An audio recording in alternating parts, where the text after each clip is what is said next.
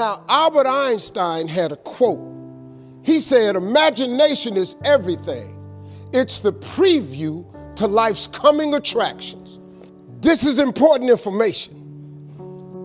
The biggest thing that always troubled me was my imagination, because it was so big when I was a kid. You know, I grew up poor, but I was always imagining stuff.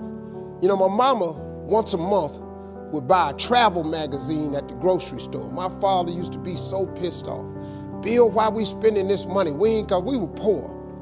She said, Slick, we ain't got no money to take this boy nowhere. But if he can look in these magazines, maybe one day, it'll cause him to want to travel. I've been to so many countries around the world because of that magazine. I just wanted to go see stuff. My mama had enough sense to plant that seed in me. It's like at Christmas time, we used to get in the car and my daddy used to take us to the suburbs so we could see the lights. And you know, we just drove around the lights. And I was amazed at the suburbs because I would see these big houses with horseshoe driveways where you drove in and came out the other side. So I told my daddy one time we was riding, I said, Daddy, why don't we get one of them houses? He said, boy, I ain't got no money for that, but that's what I'm bringing you out here for. She said, one day you'll be able to get one of them houses. Let me explain something to you. Because of that right there, I've probably had in my lifetime now about 11 homes. I got 4 now in different states. Every house I own got a horseshoe driveway. When they was living, they told me one time, they was sitting up watching TV.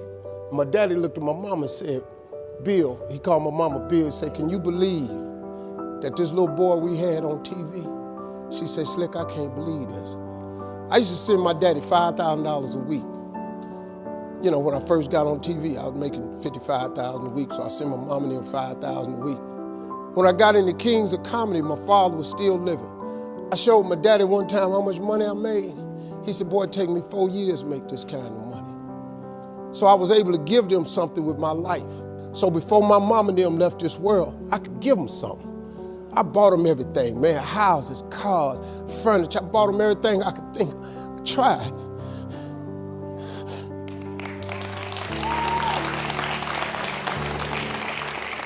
And you know what's crazy, man? I'm 62 years old. I still want them to be proud of me.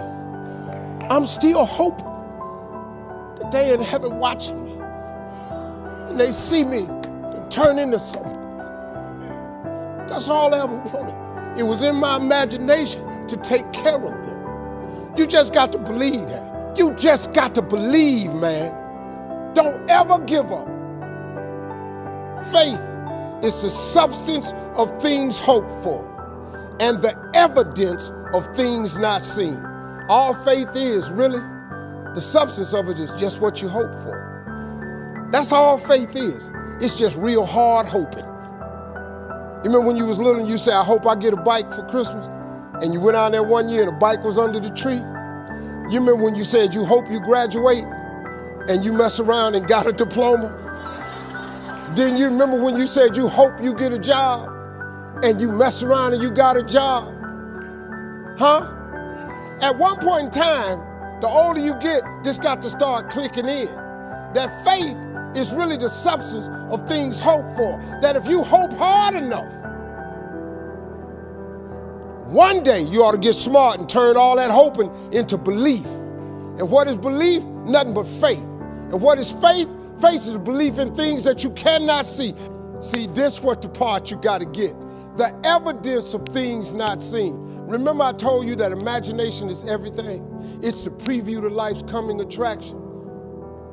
Man, do you know, now let me tell you the problem with your imagination. The problem with your imagination is you tell it to the wrong people. If you want to kill a big dream, tell it to a small-minded person. You went and you shared it with your family and friends. You know what they did? They shot it down.